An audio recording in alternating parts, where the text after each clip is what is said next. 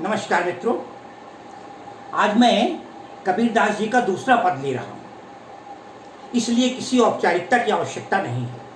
उसके प्रमुख कारण ये है कि ये पद बहुत बड़ा है। क्लास में 2 या 3 दिन में ख़त्म होता था, लेकिन मुझे एक ही वीडियो में समाप्त करना है। इसलिए बस आप केवल अपनी किताब पर ध्यान दें। एक एक शब्द मैं बिना किसी औपचारिकता के इस पद को लेने जा रहा हूँ। कबीरदास का पद का के बोल हैं, संतों देखत जग बौराना। साथियों, कबीर जैसा स्पष्ट वक्ता मिलेगा नहीं। उन्होंने पहली लाइन में ही कह दिया, हे संतों, हे साधुओं, मैंने देख लिया है। बोले क्या देख लिया है? बोले देखत, अरे जग बौराना, पूरा संसार, जग माने संसार, पूरा संसार बौराना, पागल हो गया। कल्पना कीजिए, हम एक को पागल कह सकते हैं, 2 को कह सकते हैं, 4 को कह सकते हैं। अरे कबीर ने इकट्ठे चैलेंज कर दिया, बोले सारा संसार पागल है। इतना स्पष्ट वक्ता कोई हो सकता है? आज के समय में होते कितने लोग विरोध करना शुरू कर देते, मगर कबीर के इस पद को आज भी पाठ्यक्रम में रखा गया है, विश्वविद्यालयों में पढ़ाया जा रहा है। संतों देखत जग बौराना।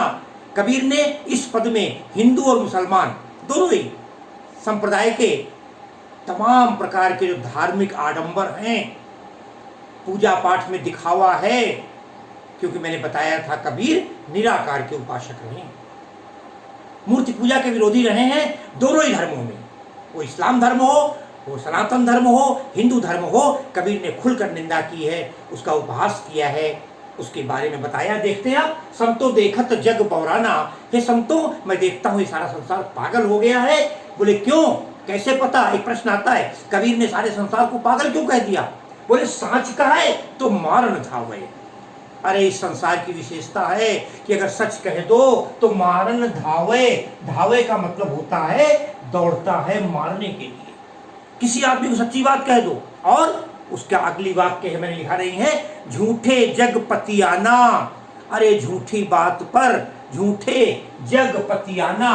जग संसार, पतियाना विश्वास कर लेता है। अरे भैया, कोई एक साधारण आदमी हो, भ्रष्ट हो, उसे भ्रष्ट कह दोगे, आपको गालियां देगा, उसे ईमानदार कहोगे, वो प्रसन्न हो जाएगा। झूठी बातों पर सारा संसार प्रसन्न होता है। अरे अपने अधिकारी की, अपने से बड़े लोगों की बड़ाई करो, वो बड़ाई का गुण उनमें है या नहीं है, तब भी वो किसी लड़के से, किसी लड़की से कह दो आप कुरूप हैं, शायद आपको मानने लगेगा। और वास्तव में अगर कोई अच्छा नहीं, फिर भी आप कह दो आप बहुत सुंदर लगते हैं, थैंक यू कह देगा। तो ये सारे संसार की विशेषता है। कबीर कहते हैं, सच कहो तो मारने दौड़ता है और झूठ बात पर विश्वास कर लेता है। इसलिए संसार को कबीर ने क्या उपाधि दे दी? बोले सारा संसार पागल है। बिना किसी औपचारिकता के आगे बढ़ता हूँ। आत्म अब के बाद धार्मिक है, हिंदू और मुसलमान के धर्म ग्रंथों की है, उनकी पूजा की है। वो कहते हैं आत्म मारी पखाने ही पूजे। आत्म मारी, अरे इन लोगों ने आत्मा को मार दिया, क्योंकि आत्मा में ही कबीर परमात्मा का निवास मानते हैं। आत्म मारी, अपनी आत्मा को मार दिया, आत्मा की आवाज नहीं सुनी, और कर क्या रहे हैं? पखाने ही पूजे। पखान कहते हैं पाषाण से बना है, और पाषाण का मतलब होता है पत्थर। पाषाण की पूजा कर रहे हैं, मूर्ति पूजा आ गई। हिंदुओं पर आक्षेप है, हिंदुओं पर व्यंग है, हिंदू धर्म ग्रंथों पर आरंभ है। कहते हैं आत्म मारी, अरे पखाने ही पूजे। पत्थर की पूजा करते हैं, उनमें कछु नहीं ज्ञाना, उनमें जरा सा भी ज्ञान नहीं है। मूर्ति पूजा का विरोध मतलब उन लोगों पर जो मूर्ति पर जल चढ़ाते हैं, आरती करते हैं, प्रसाद लगाते हैं और मूर्ति की पूजा के आगे जय जयकार करते हैं। कबीर ने कहा, अरे अपने आत्मा की आवाज को सुनो, आत्मा में ही राम है, मन में राम है। आत्म मारी, अपनी आत्मा को तुमने मार दिया है, उसकी आवाज नहीं सुनी है, और पखाने ही पूजे, पत्थर की पूजा कर रहे हैं, उनमें कछु नहीं ज्ञाना। अगली पंक्ति में मुसलमानों पर बात कर दी। अरे बोले बहुतक देखे पीर ओलिया। पीर ओलिया, तमाम उनके यहाँ के जो पीर पैगंबर हैं, जो मौलाना हैं, जो तमाम श्रेष्ठ संत हैं, बहुतक देखे, अनेक देख डाले पीर पैगंबरों को। बोले पढ़े किताब कुराना। अरे उन्होंने अपनी किताब कुरान को पढ़ लिया है। पढ़े किताब कुराना। साथियों, इस्लाम धर्म में कुरान को किताब ही कहा जाता है। हमारे हिंदू धर्म की धार्मिक पुस्तकों को हम ग्रंथ कहा करते हैं। तो कबीर कहते हैं पढ़े किताब, अरे कुरान तो पढ़ ली, तमाम इस्लाम धर्म वालों ने, लेकिन करते क्या हैं? कै मुरीद, मुरीद कहते हैं चेला या शिष्य, अपने तमाम चेले बना लेते हैं, माइक लगा करके तमाम लोगों को उपदेश देते हैं, कै मुरीद और तदवीर बतावें, तदवीर कहते हैं उपाय, मोक्ष पाने के तमाम प्रकार के उनके उपाय बताया करते हैं। जबकि वास्तविकता ये है कि कुरान में, एक बार बता दें, शायद गाइड में न मिले, कुरान में एक आदेश है, कोई किसी का गुरु नहीं हो सकता, उनके यहाँ लिखा हुआ है, और ना हम किसी को उपदेश दे सकते हैं, मगर लोग देते हैं और यही नहीं उपाय बताते हैं। बोले उनमें वह जो ज्ञाना, उनमें खुद तो भगवान को जानते नहीं, और भगवान के पास जाने का, अल्लाह के पास जाने का पासपोर्ट बताते हैं, पासपोर्ट दे देते हैं, करें मुरीद, बड़े बड़े शिष्य बना लेते हैं, बड़े बड़े पीर पैगंबरों के तमाम प्रकार की जमात आदि में उपदेश दिया करते हैं, और उन्हें खुद भी ज्ञान नहीं है। फिर दोबारा आते हैं, कहते हैं हिंदू धर्म पर आसन मारी, पद्मासन लगा लिया, पंथी मार ली, है ना, कमलासन पर बैठे हुए हैं बड़े बड़े संत महात्मा, आसन मारी, अरे दिम्ब धरी बैठे। दिम्ब कहते हैं घमंड को, बड़े घमंड के साथ अकड़ करके बड़े बड़े संतों के मठाधीश, मठ महात्मा, उपदेशक, प्रचारक बैठे हुए हैं, और करते क्या हैं? अरे मन में बहुत गुमाना, मन में बड़ा घमंड है, महाराज जी तक पहुंच नहीं सकते हो, कथावाचक तक पहुंच नहीं सकते हो, हजारों रुपए की चढ़ौती चढ़वा लेते हैं, मन में बहुत गुमाना, और करते क्या हैं? बोले पीपर पाथर पूजन लागे। अरे ये हिंदू धर्म को क्या कहें, ये पीपल की पूजा करते हैं, पत्थर की पूजा करते हैं, माने वृक्षों की और मूर्ति की, पीपर पातर पूजन लागे, तीर्थ गर्व भुलाना, और बड़े गर्व से तीर्थ कराते हैं, और घमंड में भूल जाते हैं ये कि तीर्थ जाने से भगवान नहीं मिलते, भगवान तो हमारे सामने हैं, हर कण कण में विद्यमान हैं। उन्हें बड़ा गर्व है, मैं वैष्णो देवी हो आया, मैं रामेश्वरम हो आया, मैं द्वारिका हो आया, मैं जगन्नाथपुरी हो आया, अरे मैंने चारों धाम कर लिए, केदारनाथ, बद्रीनाथ, तमाम सारे। कहते तीर्थ गर्व में जाकर बड़े भूल जाते हैं ईश्वर को, भूल जाते हैं ज्ञान को। कबीर कहते हैं कोई पूजा पाठ से कोई लाभ नहीं है, कोई फायदा नहीं है। और क्या करते हैं? अरे बोले कुछ लोग टोपी पहने, अब वो इस्लाम धर्म वाले भी होते हैं, हमारे यहाँ परंपरा है पूजा पाठ प्रसाद देते समय हम यहाँ रुमाल आदि रख लेते हैं, टोपी पहने, माला पहने, और माला पहन लेते हैं। अब वो माले भी तमाम प्रकार के होते हैं, है ना, हमारे यहाँ रुद्राक्ष का माला है, तुलसी का माला है, स्फटिक मणि का माला है।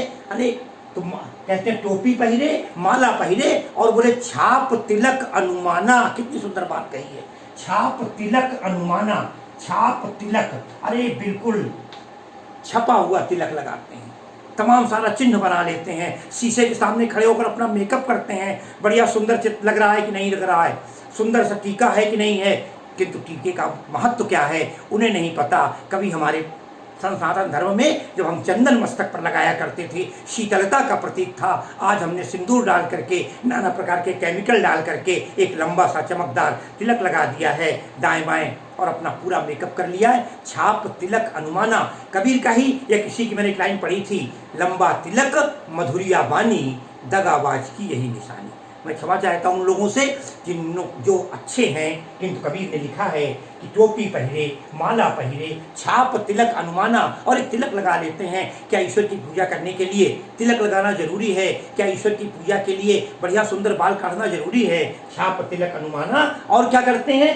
साखी शब्दन गावत भूले, साखी कहते हैं साक्षी को, दोहे, भजन, श्लोक, गावही गावत भूल गए, आत्म खबर न जाना, आत्मा की खबर नहीं है, हम भजन कर रहे हैं। साखी शब्द ही कहा है, शब्द जो होते हैं, जब एक गुरु हमें मंत्र देता है, कोई हरे राम कह देता है, कोई ओम नमः शिवाय कह देता है, कोई गायत्री मंत्र दे देता है, कोई बीज मंत्र दे देता है, कोई ऐम ओम ऐम ह्लीं क्लीं चामुंडाय विच्चै का मंत्र दे देता है, कान में मंत्र सुना देता है, और हमसे कहता है इस मंत्र का जाप करो। हम भी माला लेकर के वो मंत्र पढ़ा करते हैं, लेकिन उस मंत्र का गावत भूले, उस मंत्र का असली अर्थ क्या है, उसमें कहा क्या जा रहा है, उन्हें उससे कुछ लेना देना नहीं है। वो उस तोते की तरह, उस पक्षियों की तरह हैं कि एक बहेलिया आएगा, जाल डालेगा, है ना, और जाल डालेगा, दाना डालेगा, तुम चुगना नहीं फंस जाओगे, चुगना नहीं फंस जाओगे। और सारे के सारे फिर फंस जाते हैं।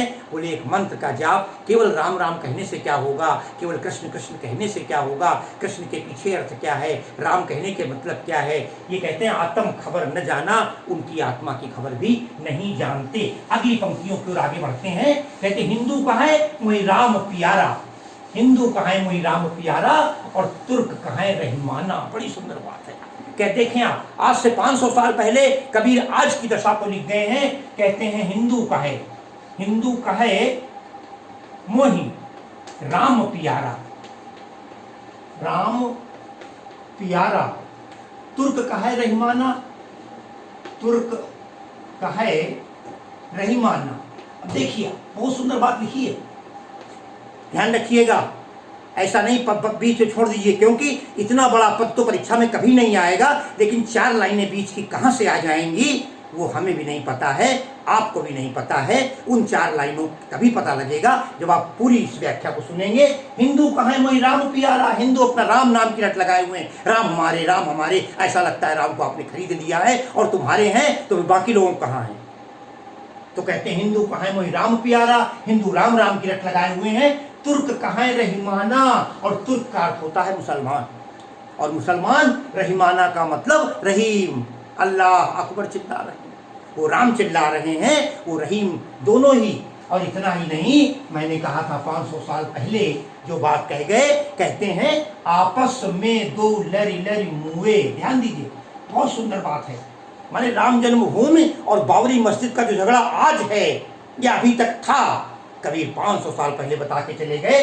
आपस में 2 लरी लरी मुए, लरी लरी, लरी लरी माने लड़ लड़ करके, लरी लरी मुए, मुए माने मरे, मर्म न काहू जाना, मर्म न काहू जाना।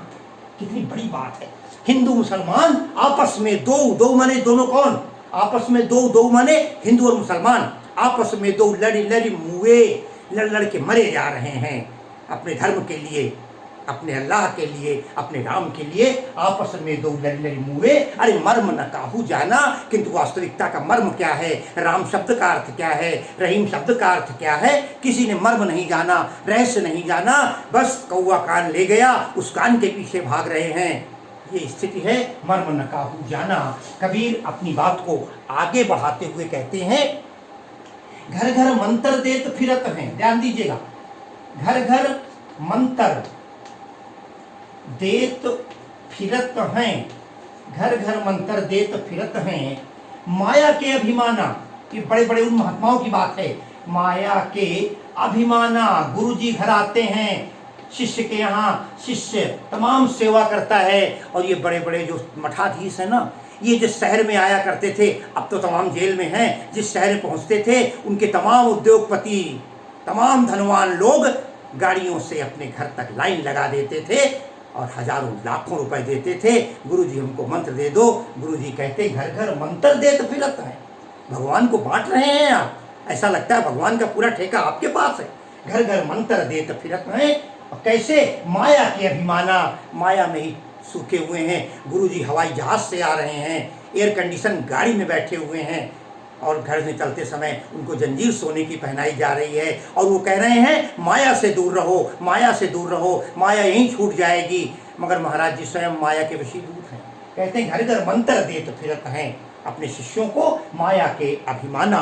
और अगली लाइन है गुरु के सहित शिष्य सब बूढ़े, गुरु के सहित, ऐसे गुरु भी, गुरु के सहित शिष्य सब बूढ़े, शिष्य सब बूढ़े, अंतकाल पछताना। गुरु, ऐसे गुरु भी अंतकाल पछताना।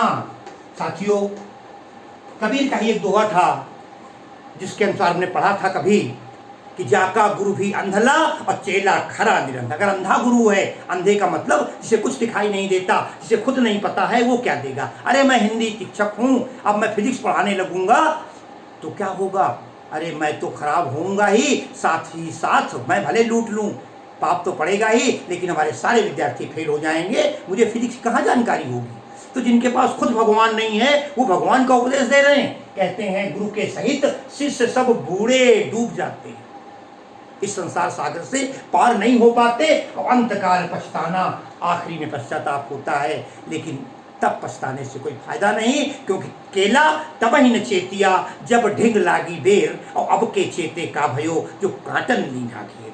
अगली पंक्तियों में कहते हैं, कहे कबीर सुनो हे साधु। बहुत अंतिम लाइनें केवल रह गई है, बस ध्यान से दो चार विशेषताओं को। कहे कबीर सुनो हे संतों, कहें कबीर सुनो हे संतों, ई सब भर्म भुलाना। ई बस यही लाइन है, ई सब भर्म भुलाना केतक कहूं। है कितनी पीड़ा है, केतक कहूं कहा नहीं माने, केतक कहूं कहा नहीं माने, केतक कहूं कहा नहीं माने, सहजे सहज समाना, सहजे सहज समाना। ध्यान दीजिएगा, कहे कबीर सुनो हे संतों, अरे हे संतों, हे साधुओं, हे सज्जनों, सुनो क्या, ये सब भ्रम भुलाना। भ्रम का मतलब यहाँ पर भ्रम है, ये सब भ्रम में धोखे में भूल गए हैं, जो दिखाई नहीं पड़ रहा, जिसको जानते नहीं उसी को सब कुछ समझ बैठे हैं। ये सब भ्रम भुलाना, ये सब भ्रम में भूले हैं, माया में भूले हुए हैं। और कबीर ने कितनी पीड़ा है। एक देखें आप, कहने को अशिक्षित था वो व्यक्ति, मगर किसके जन जन की मन मन की पीड़ा कहता है। केतक कहूं अरे कितना कहूं, यही आपके माँ बाप कहते होंगे, अरे कितना समझाएं बेटा मानता नहीं। यही शिक्षक कहते होंगे, अरे कितना पढ़ा रहा हूं पढ़ नहीं रहा। केतक कहूं वह कहा नहीं माने, मेरे किसी बात को स्वीकार नहीं करते। केतक कहूं कहा नहीं माने, बहुत बड़ी लाइन है। हाँ देख, अगर आप ध्यान देते, केतक कहूं कहा नहीं माने, सहज सहज समाना, कितना बढ़िया अनुप्रास है। दृष्टांत अलंकार तो भाई तमाम उपदेश दे दिए हैं आपको। सदुक्कड़ी भाषा है कबीर की, जैसा मैंने बताया था। केतक कहूं कहा नहीं माने, सहज सहज समाना।